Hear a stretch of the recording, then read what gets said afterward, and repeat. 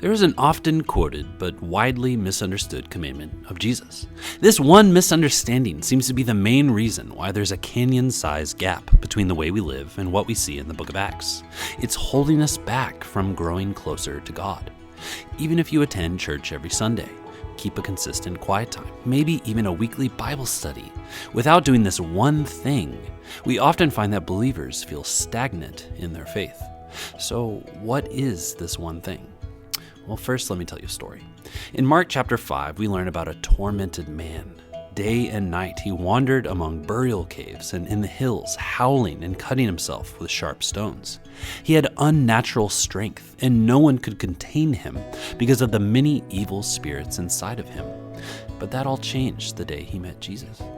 When Jesus was still some distance away, the man saw him, ran to meet him, and bowed low before him. He shrieked, begging Jesus not to torture him. Miraculously, Jesus cured the tormented man, sending the evil spirits out of him into a herd of 2,000 pigs nearby. The entire herd plunged down the hillside and drowned in the lake.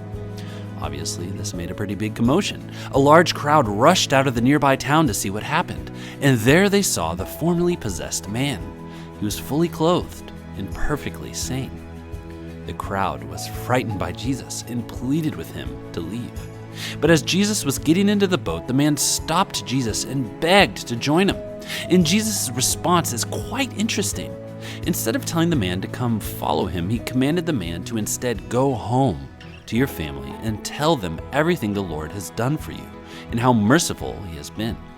So the man started off to visit the 10 towns of that region and began to proclaim the great things Jesus did for him, and everyone was amazed at what he told them. In Matthew 28:19, Jesus said, "Go, make disciples of all nations." Often we think we understand what this verse means. Perhaps like the formerly demon-possessed man, we think it makes more sense to simply focus on our own relationship with God. We just want to follow Jesus. Perhaps we think we need a certain level of spiritual maturity or specialized training before we can really help someone else follow him too. But here's the truth. In the very next verse, Jesus makes a promise to us when we follow this command. I am with you always, even to the end of the age. Over the next 7 days, we hope to guide you in a process of discovering this reality for yourself. Along the way, you'll see how making disciples can totally transform and revive your faith, even if you don't feel like you have the right gifting or personality for it. You'll see how making disciples isn't the same thing as evangelism, and that actually you can start the process in a very simple, stress-free way.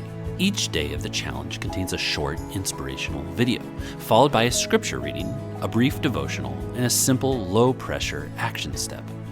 After these 7 days, you'll have the opportunity to go deeper into this topic through the Waha Disciple Making Course. The Waha Disciple Making Course is a free 9-week group experience that can help you and some of your like-minded friends or family begin making disciples and see God's transformation come to you in your community.